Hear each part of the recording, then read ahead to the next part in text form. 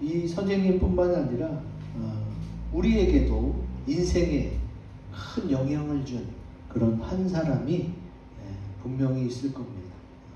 저도 그렇고 여러분도 그래요. 내가 지금껏 살아온 인생 가운데 어느 선생님이나 또 어떤 존경할 만한 분, 그런 분 때문에 내 인생의 전환점, 터닝 포인트가 되는 경우가 종종 있습니다.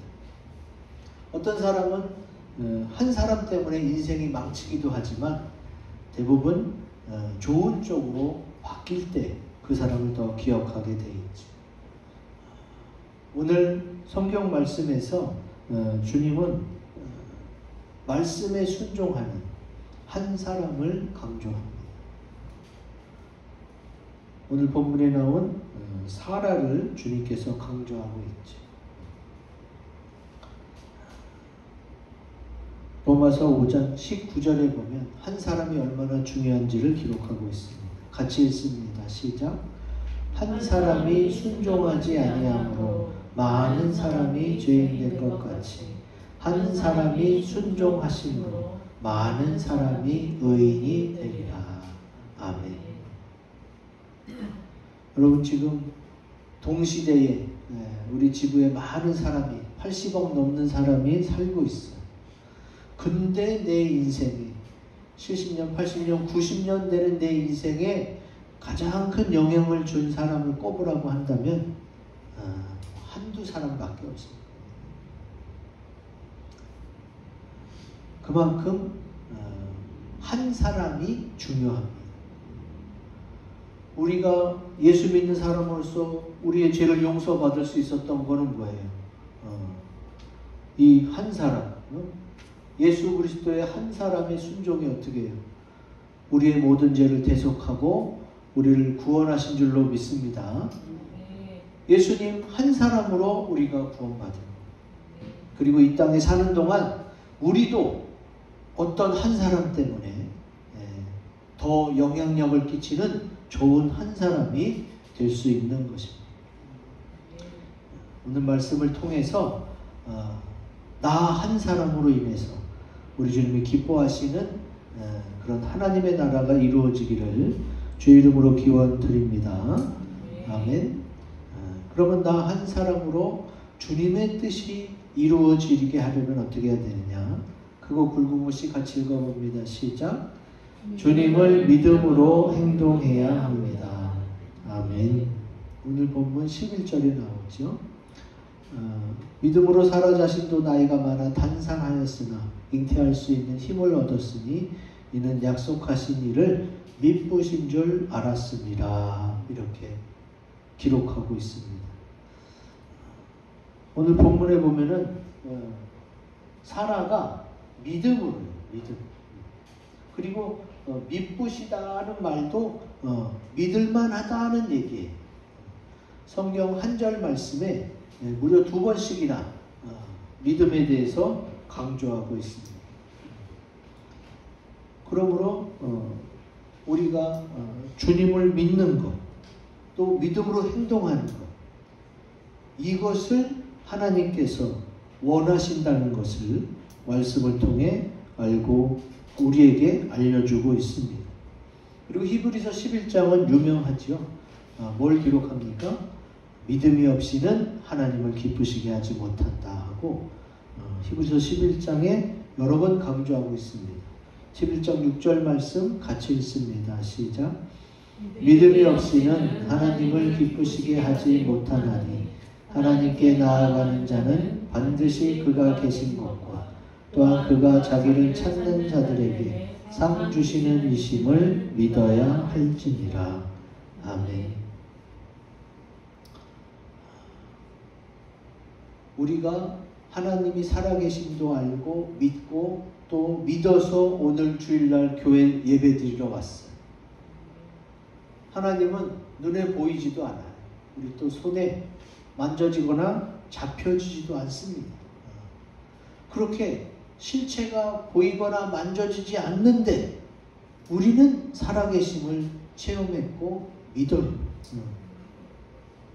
그래서 우리가 하나님을 나의 하나님으로 고백하고 또 그분을 의지해서 이제까지 살아왔어요. 이게 바로 뭐냐?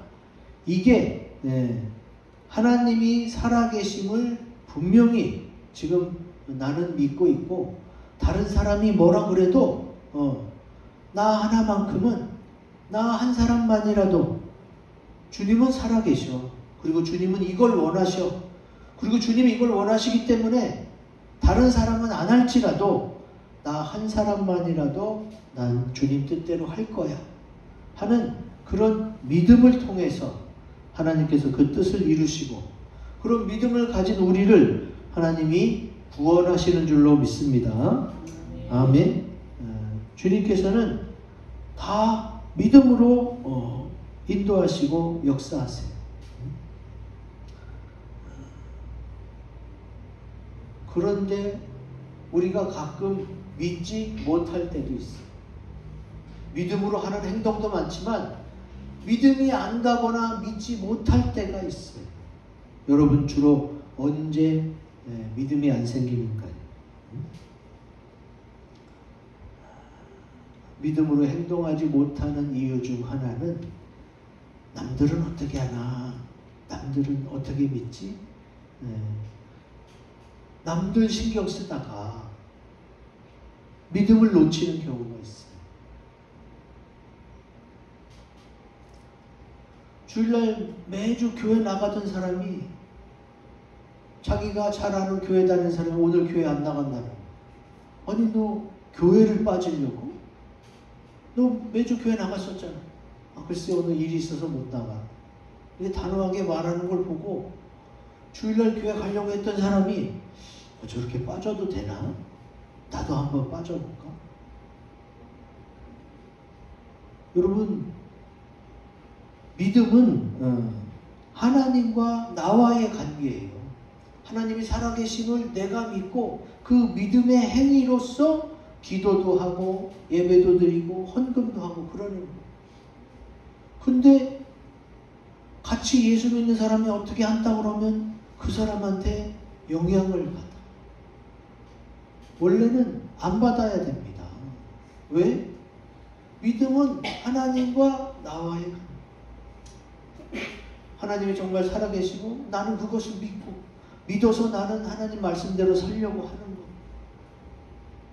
근데 같이 신앙을 가졌다고 해서 그들이 교회 안 나간다고 그러고 믿음의 행동을 안 하는데 나도 같이 그래야 돼.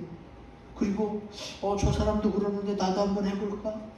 이런 생각을 갖는다는 것, 이것조차가 벌써 믿음의 행동은 아니에요.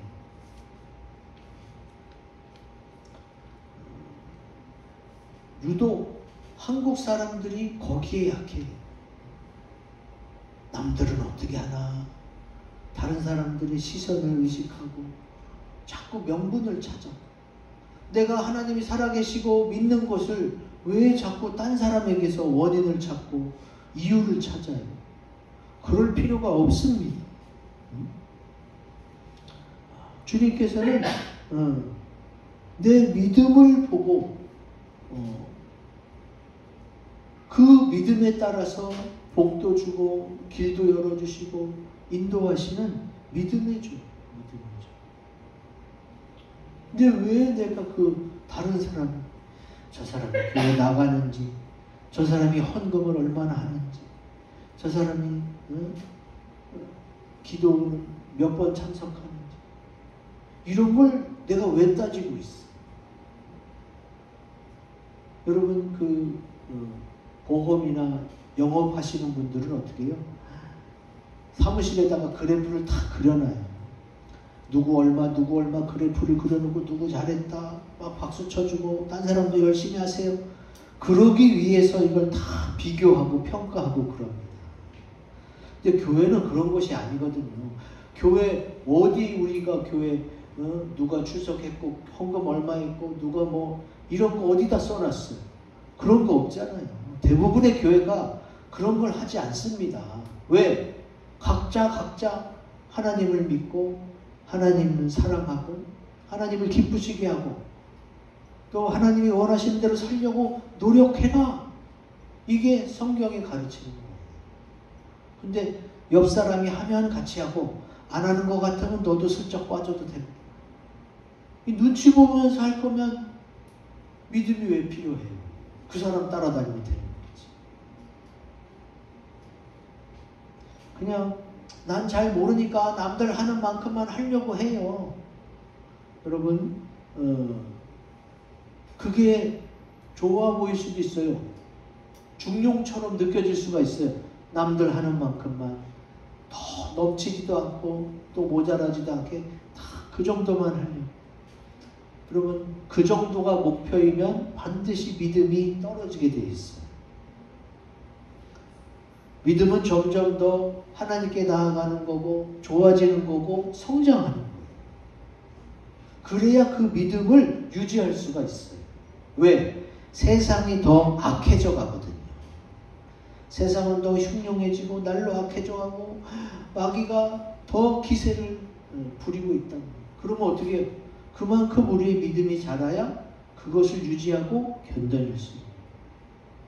근데 이제 그것을 생각하지 않고 하나님과 나와의 관계 속의 믿음인데 사람들은 어떻게 하나, 다른 성도들은 어떻게 하나, 이거 눈치 보면서 이렇게 조절하려고. 그 하나님이 절대 기뻐하시지 않습니다. 내 믿음이고 내 믿음으로 하나님께 나아가는 거예요. 부부일지라도 남편의 믿음으로 아내가 죽었는데 대신 천국 가고 이런 거 없어요. 각자의 믿음으로 각자가 천국 가고 주님 앞에 상관합니다. 성경에 부부가 한 몸이라고 표현했는데도 구원은 각자예요.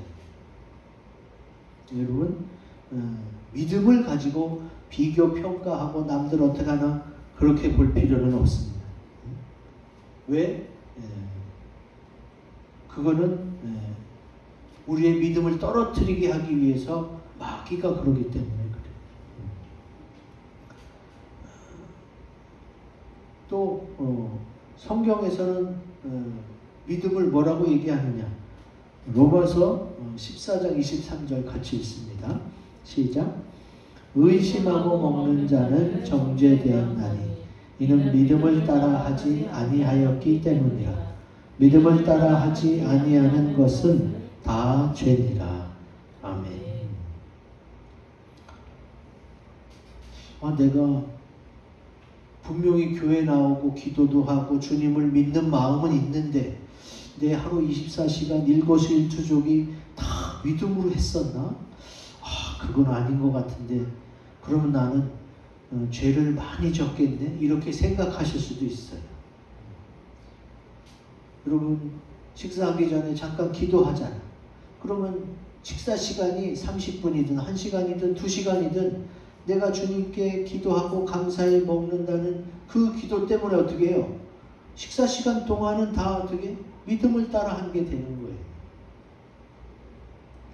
그 믿음은 내가 현재 교회에 나와 있느냐, 내가 지금 성경을 보고 있느냐, 내가 전도를 하고 있느냐, 이런 걸로 믿음을 따지는 게 아니라 내가 하나님 안에 있느냐, 내가 주님 안에 살고 있고 그것에 감사하면서 살고 있느냐, 이걸 따져서 믿음을 따라 하느냐 안 하느냐라고 생각하셔야지, 어떻게 내가 매 순간 분초마다 주님을 찾고 기도하고 그러면 좋겠지만 그러기 어려운 게 우리 실정이에요. 잠자는 동안 우리 못하잖아요. 무의식 속에서 할 수도 있겠죠. 내 영혼이 깨어서. 그러나 그렇게 훈련된 분이 몇 분이나 되겠어요. 그리고 하나님께서 우리 사람에게는 잠을 주셨잖아요. 잠을 자도록, 그래야 건강하도록 허락하셨답니다. 그러니까 우리가 잠잘 때에도 하나님께 맡기고 주님, 내 영혼이 안식하고 평안히 잘 자게 도와주세요. 이 짧은 기도 한마디를 했어도 어떻게 해요? 잠자는 동안 믿음을 따라 한 취침 행위가 되는 거예요. 주님이 이렇게 우리를 봐주신단 말이에요. 그래, 네 마음이 하나님께 있고 하나님 안에서 행한 거이기 때문에 너는 믿음을 따라 했다고 주님이 인정해 주신단 말이에요. 근데 그렇지 않은 것들은 죄가 될 수 있어요.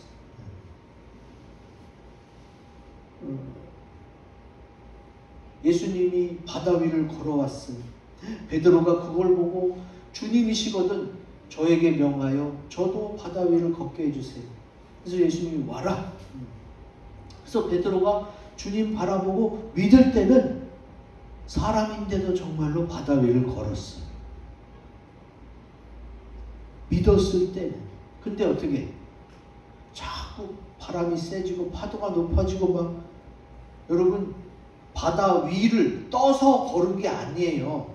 바닷물을 밟으면서 베드로가 간 거예요. 근데 처음에는 차박차박이던 게 이제 막 파도가 높아지니까 어떻게 해요? 파도가 무릎도 때리고 허벅지도 때리고 막 이러면 어떻게 나 이러다가 빠지는 거 아니에요? 그냥 물이 계속 발바닥 밑에만 있으면 안전할 텐데 파도가 어디 그러나요? 높게 치기도 하고 올라오기도 하지요. 그러면 파도가 무릎을 치기도 하고 허벅지에 닿기도 해. 그래도 주님 보고 믿으면 아무 상관없어. 계속 갈 수 있는데 아니 이렇게까지 높게 올라오면 나 빠지는 거 아니야? 이렇게 의심하는 순간 믿음으로 가지 않는 순간 어떻게 돼요? 점점점 빠져들어가지. 죄의 습성이 그거예요. 점점점 빠져들어가게 하고 주님과 멀어지게 하고 못 믿어지게 하고.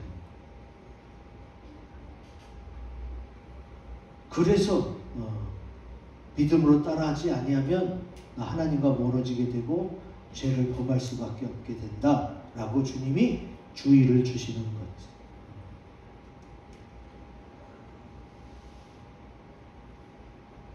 오늘 성경 말씀을 통해 우리는 뭘 알 수 있어요?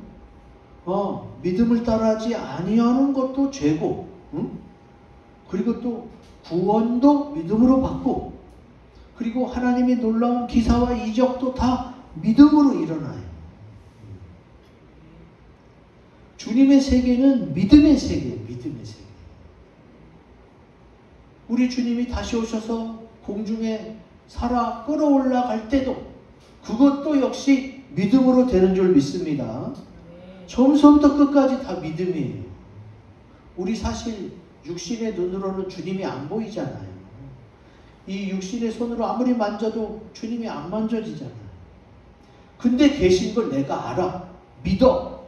믿음의 세계로 가는 거예요. 그리고 이 믿음 때문에 어떻게 해요? 천국도 가는 거예요. 다 믿음으로 이루어져요. 그러니까 주님을 믿는다고 할 때에 내가 주님을 믿는 믿음 안에서 이 행동을 하니까 어떻게 돼요? 죄를 짓지 않을 수가 있는 거예요. 죄와는 멀어지고 주님과 가까워지게 되는 거예요.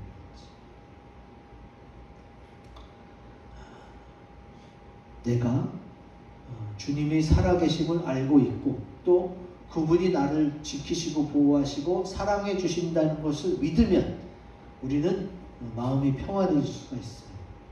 그리고 죄악된 세상이 아니라 하나님이 예비하신 믿음과 소망, 사랑의 세계로 인도받을 수가 있게 되는 겁니다.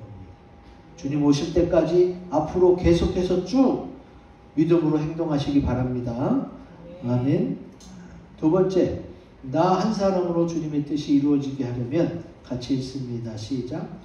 주님으로부터 힘을 얻어야 합니다. 아멘. 오늘 말씀 11절에 나오죠.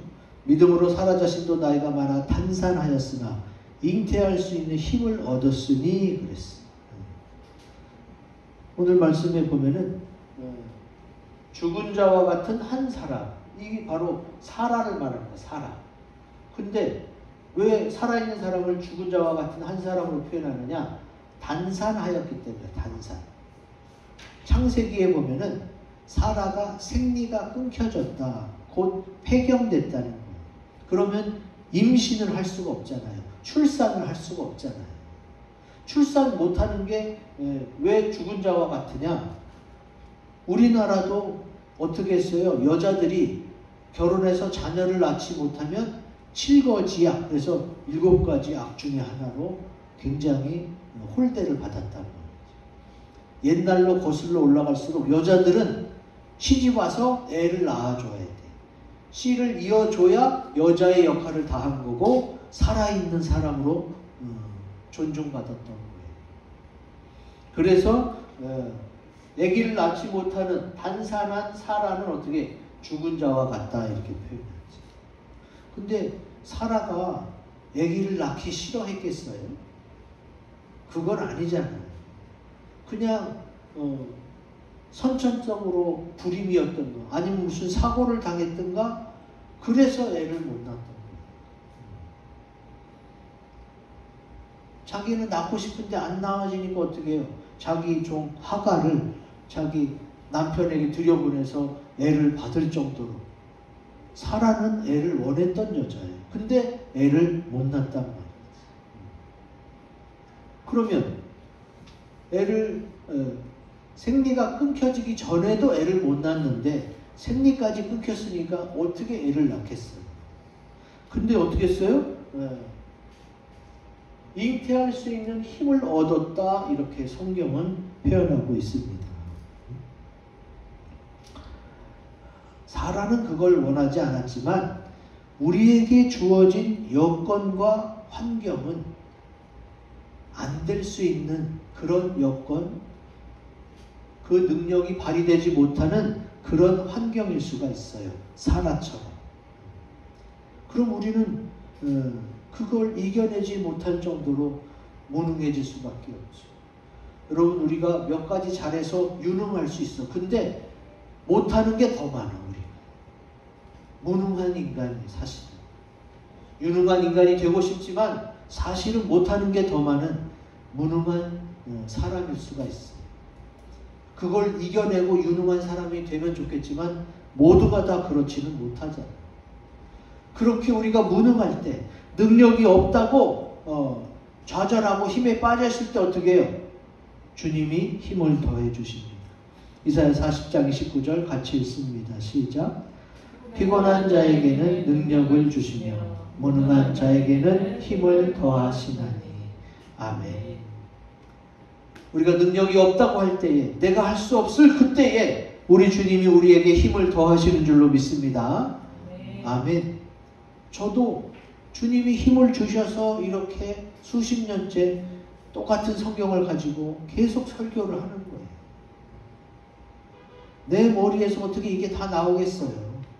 주님이 힘을 주셔서 알게 하시고 가르쳐 주셔서 그래서 되는 거지. 이거 인간이 막 머리 짜내고 한다고 되는 게 아닙니다.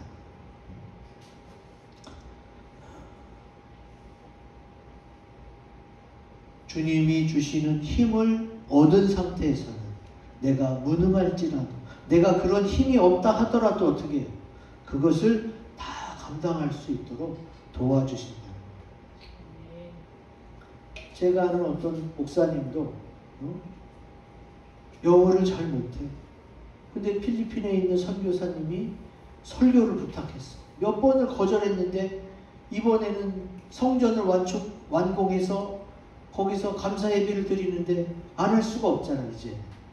그래서 원고를 막 써갖고 갔는데 그거 그대로 읽으면 뭐 20분도 안 되는 거지.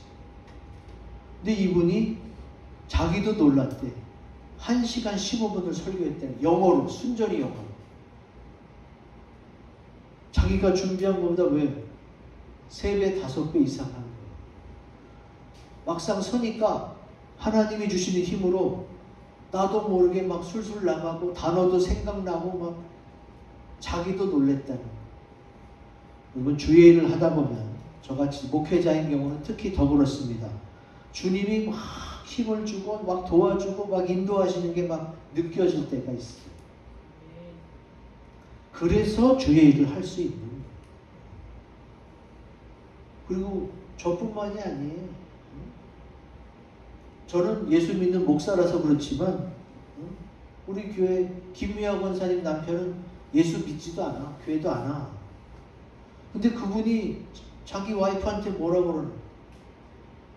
지금 있는 직장에서 내 능력 이상으로 내가 지금 해내고 있다는 거야. 이거는 당신이 믿는 하나님이 날 도와주시는 것 같아. 이런 고백을 들었다니까요. 자기가 알아. 내 능력이 요거밖에 안 되는데 요거 이상으로 막 잘 될 때가 있어. 그것도 어쩌다 한 번이 아니라 계속 그러면 어떻게 해요? 그건 자기 힘이 아니잖아요. 그거는 누군가 주는 힘이잖아요. 그럼 누가 날 도와주겠어? 하나님밖에 없지. 우리 주님이 연약하다고 고백하고 난 능력이 없다고 고백하고 못한다고 하는 사람에게 힘을 주시는 줄로 믿습니다. 그 힘으로 감당할 수 있게 됩니다. 사도 바울도 그랬어요. 사도행전 9장 22절 같이 읽습니다. 시작. 사울은 힘을 더 얻어 예수를 그리스도라 증언하여 다메섹에 사는 유대인들을 당혹하게 하니라. 아멘. 여러분, 사울이 어떤 사람이에요? 사울이 나사렛 예수가 이단에 계신 줄 알고 거짓말하는 사람인 줄 알고 잡으러 다녔던 사람이에요. 그리고 스데반 집사가 돌 맞아 죽을 때 앞장섰던 사람이에요. 그리고 다메섹으로 가는 공문을 받아서 거기 가서도 예수 믿는 잔당들을 잡으려고 가던 사람이에요. 그 사람이 예수를 만나서 어떻게 해요? 완전히 바뀌었어. 완전히 바뀌어서 어떻게 해요? 예수를 하나님의 아들이라고 증언하는 사람이 됐죠. 바로 이 사울이 어떻게 해요? 유대인 중에 유대인이었어요. 유대인 중에 유대인. 예수를 핍박하던 사람이었습니다. 근데 바뀌어갖고 주님으로부터 힘을 얻어서 주님을 증언하는 사람이 됐어요. 주님이 주시는 힘이 아니면 이거 안 되는 겁니다.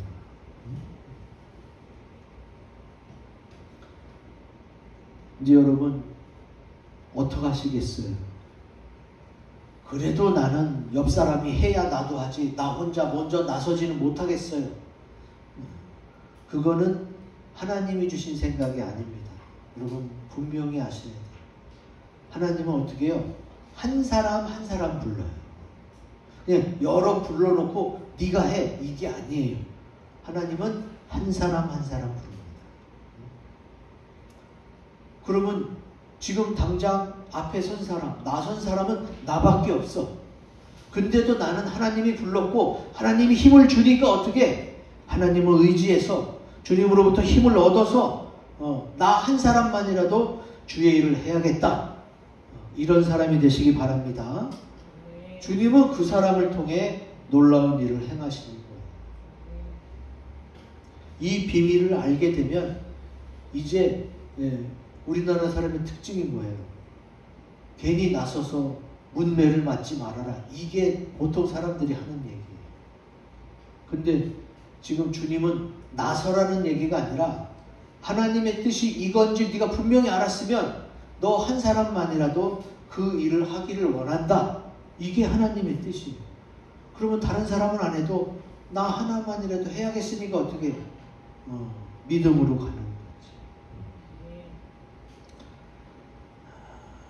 근데 대부분 사람들은 어떻게 하나님의 그런 확실한 말씀보다는 그래도 돈이 있어야지. 돈이 없으면 어떻게 인맥이라도 많이 쌓으려고 해요. 이 사람이 늘 연락하고 가까이 지내고 사람이 재산이야 하면서 관계를 통해서 또 돈을 통해서 그래도 이게 제일 믿을만해 하고 그거를 쌓아놓으려고. 근데 그게 아니에요. 예전에 제가 청년 때 개척교회 다닐 때 뭔가를 잊어버렸는데 도대체 그걸 어디다 놨나 기억이 안 나. 너무 중요한데. 그때 교회에서는 교회 차량을 위해서 기도하고 헌금하던 때였어요. 그런 마음이 들더라고요. 하나님이 이걸 찾게 해주시면 제가 차량 헌금하겠습니다. 그래서 찾았어요. 그래서 헌금을 했는데 그 헌금이 첫 걸음이 돼서 그 헌금으로 그때 당시 100만 원이었나? 한 30년 전입니다. 그 헌금으로 목사님이 바로 가서 계약금을 주고 차량을 할부로 뽑았어요. 대단한 믿음이지. 그때도 승합 차량은 1,000만 원이 넘었습니다. 근데 걱정이 됐는데 그거를 시작해서 막 다른 사람도 헌금하고 이래서 차량이 마련이 됐어요. 정말로 주님의 일은 믿음으로 하더라고요. 저는 제가 그 차를 다 사겠습니다, 이게 아니었거든요. 교회에서 차량 헌금할 때 나도 생각을 안 하고 있었지만 이거를 찾아주시면 주님 제가 먼저 내겠습니다, 그 정도밖에 아니었는데도 주님은 주님이 주신 마음에 나 한 사람이라도 순종해야겠다는 그 마음을, 그 믿음을 보신 거예요. 그래서 그래갖고 제가 교회 차량도 그것도 운행하고 같이 교회 행사 다니고 그랬던 적이 있습니다. 우리 학교도 마찬가지고 교회도 마찬가지고 신학대학도 마찬가지예요. 주님의 일은 돈으로 하는 게, 사람이 많아야 그 일을 꼭 감당하는 건 아니에요. 많으면 좋겠지만 사실은 어떤 믿음을 가진 나 한 사람으로 인해서 그게 시작이 되는 거더라고요. 그런데 우리가 각자가 어떻게 믿음을 가진, 주의 말씀을 믿고 순종하는 그 한 사람이 될 때에 주님의 놀라운 역사가 일어나는 줄로 믿습니다. 주님은 돈이 많고 적음, 사람이 많고 적음을 보지 말라는 고린도전서에 말씀이 있습니다. 같이 읽어봅니다. 시작. 그러나 그들의 다수를 하나님이 기뻐하지 아니하셨으므로 그들이 광야에서 멸망을 받았느니라. 아멘. 다수, 사람의 많고 많음. 우리는 한문으로도 이룰성자를 보세요. 장정, 남자 사람이 많으면 이룬다, 이런 뜻이에요. 사람의 개념은 그래요. 근데 하나님은 전능하셔서 사람을 통해 일하지만 꼭 사람이 많아야만 그 일이 되는 건 아니에요. 뭘 중요시 여긴다? 내가 믿느냐. 그리고 하나님이 이 일을 해줄 것을 네가 원하느냐. 주님이 내 마음과 내 믿음을 보신단 말이지. 그래서 아니 주님, 다른 사람이 안 해도 나만이라도 하겠습니다 하는 그 믿음을 보시고 주님이 주시는 그 힘을 얻어서 하겠다는 그 마음을 보시고 주님이 인도하시는 줄로 믿습니다. 아멘. 이제 우리 모두가 주님으로부터 힘을 얻고 주님을 믿고 따르는 그 한 사람을 주님이 찾으실 때에 주님, 제가 여기 있습니다, 이사야의 고백처럼 주님이 찾으시는 그 한 사람이 되시기를 주의 이름으로 기원드립니다. 아멘. 마지막, 나 한 사람으로 주의 뜻이 이루어지게 하려면 같이 읽습니다. 시작. 좋은 믿음을 가진 자들에게 배워야 합니다. 아멘.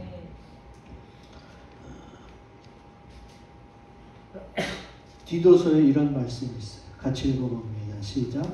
또 우리 사람들도 열매 없는 자가 되지 않게 하기 위하여 필요한 것을 준비하는 좋은 일에 힘쓰기를 배우게 하라. 아멘. 길어서 그렇지 다 좋은 말이에요. 사실은 열매 맺기 위해서 어떻게 해요?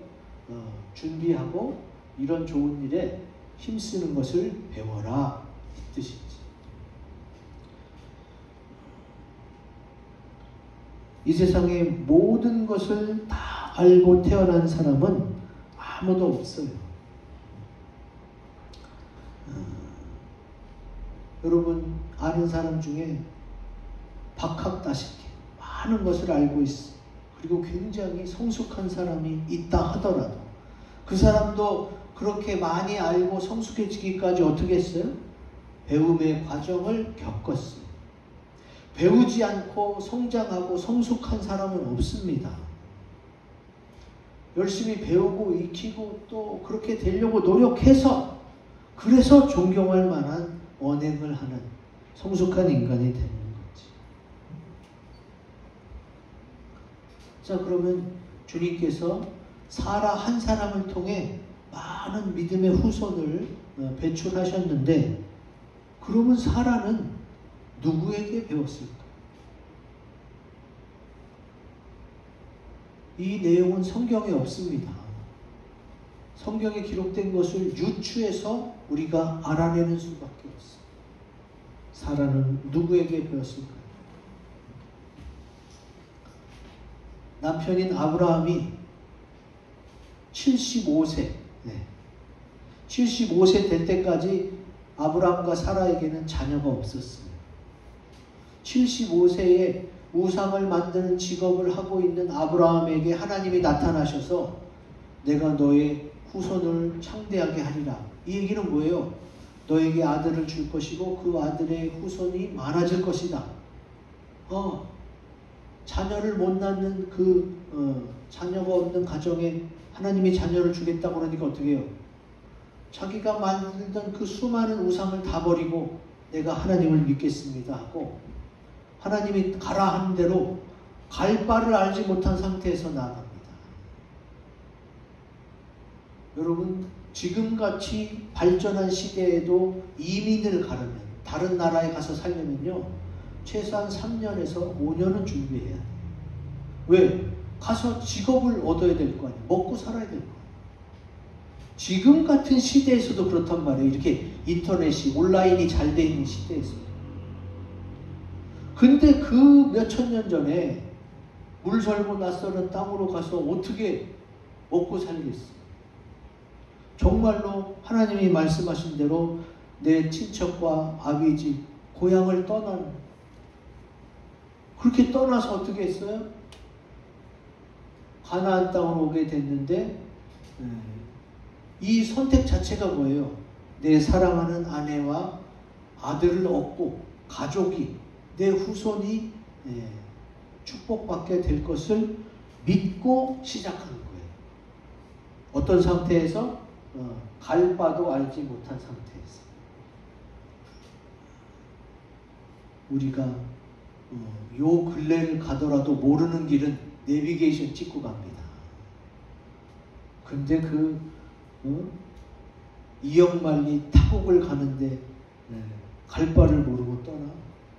여러분, 아브라함이 엄청난 믿음이에요. 내 사랑하는 아내와 사이에서 아들을 얻고 내 후손들을 길이 남기고 이렇게 해주는 하나님을 내가 믿고 가겠다. 그렇게 선택한 거예요. 그걸 보고 처음에는 사라가 잘 따랐는지는 모르겠어. 근데 어쨌든 보고 배운 거예요. 아브라함의 그런 믿음을 보고 이렇게 믿고 갔더니 하나님이 인도해 주시네. 남편이 믿는 하나님을 나도 믿어야겠다.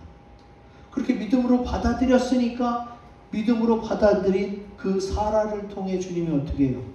하늘의 별과 같은 후손들을 주시죠.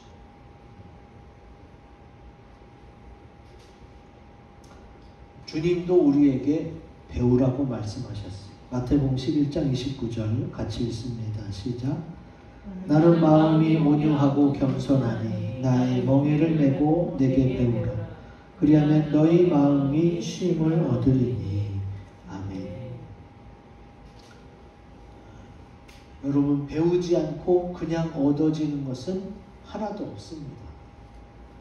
배워서 익히고 연습해서 내 것이 돼서 그래서 그걸로 먹고 살 수 있는 거지. 당연히 목사님이니까 배워야겠죠. 설교를 하고 또 가르쳐야 되니까. 목사님이나 교회 리더들, 전도사님, 목장장님 이런 리더들만 교회 안에서 배워야 되는 건 아니에요. 성경은 뭘 말하고 있어요? 믿는 자라면 다 배워야 된다는 성경에 나옵니다. 고린도전서 14장 31절 같이 읽습니다. 시작. 너희는 다 모든 사람으로 배우게 하고 모든 사람으로 권면을 받게 하기 위하여 하나씩 하나씩 예언할 수 있느냐. 아멘. 자, 왜 배워야 돼? 모든 사람으로 권면을 받게 하기 위해서. 그 사람을 사랑하고 그 사람에게 좋은 길을 제시할 수 있는, 이 예언이 그런 예언이에요. 막 방언해서 계시를 받아서 앞날을 막 점쳐주는 이런 예언이 아니라 권면을 받게 하기 위한 예언이에요. 곧 너는 잘 될 거야. 너는 하나님이 이렇게 인도하실 거야. 앞으로의 일을 축복하는 예언의 말씀을 말하는 거예요. 우린 사실 앞으로 어떻게 될지 모르잖아요. 근데 믿음으로 너는 잘 될 거야. 하나님이 너를 이렇게 인도하실 거야 라고 축복의 권면을 하는 거예요. 그러려면 어떻게 해야 돼요? 그러려면 여러분 배워야 되고 성숙해야 돼요. 아는 게 없으면 축복할 수도 없어요. 앞으로 잘 될 거라고 얘기하기도 어려워요. 왜? 잘 모르니까. 근데 배우면 어떻게 돼요? 주님이 알려주시고 또 힘을 얻게 돼요. 그래서 주님이 주시는 힘이 뭐겠어요? 그게 믿음의 힘이에요. 확신이 든단 말이에요. 그래서 선포할 수 있게 됩니다. 우리가 주님으로부터 힘을 얻는다 할 때에 삼손처럼 막 그런 물리적인 힘, 육체적인 힘을 말하는 게 아니잖아요. 마음의 힘, 내 사고의 힘, 앞을 내다보고 믿음으로 앞을 모르지만 믿음으로 갈 수 있는 그런 힘을 주님이 주신다는 말이죠. 근데 그런 힘은 어떻게? 말씀을 배울 때, 또 성령께서 주시는 지혜로 하나님을 알아갈 때 그런 힘이 우리에게 나오는 줄로 믿습니다. 그래서 배워야 된다. 그렇게 아브라함의 믿음을 통해 사라도 배웠고 또 이런 것이 기록되어서 우리도 성경을 통해 지금 배우게 됐죠. 이렇게 하나씩 하나씩 배우면 어떻게 돼요? 하나님의 뜻을 이룰 수가 있고 그리고 다른 사람에게 덕을 쌓을 수가 있어요. 예언의 말, 축복의 말, 칭찬의 말을 해줄 수가 있어요. 그러면 어떻게 돼요? 교회 공동체가 더욱더 하나가 되는 거예요. 사랑으로 하나 되고 믿음으로 하나 되고 축복으로도 하나 되고. 그래서 어떻게 해요? 배워야 되는데 주님 안에서 배우시기 바랍니다. 또 세상에서도 계속 배우라고 그래요. 죽는 날까지 배워야 된다고 그래요. 세상에서도. 근데 세상 거, 세상 지식, 재테크 이런 걸 배우는 게 아니라 권면하기 위해서 그 사람에게 축복의 말을 해주기 위해서 주의 일을 잘하기 위해서 배우자는 거죠. 이제 우리가 지금 본 임 선생님이 어떻게 했어요? 학교폭력 피해자였고 꼴찌하던 학생이었어요. 근데 좋은 담임 선생님 만나서 공부하게 됐고 소망을 갖게 됐고 선생님이 됐어. 그 학교폭력 피해자였던 아이가 커서 선생님이 돼서 학교폭력이 심한 학교에 가서 학교폭력을 제로로 만드는 그런 위대한 일을 하게 됩니다. 좋은 선생님을 보고 배운 그 제자가 또 다른 좋은 선생님이 되어서 학교 폭력이 없어지게 해줘요.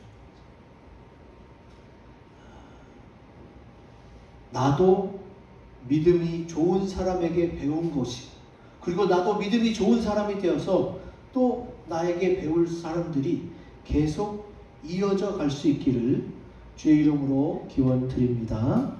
아멘. 이 말씀을 가지고 우리 합심해서 기도합니다.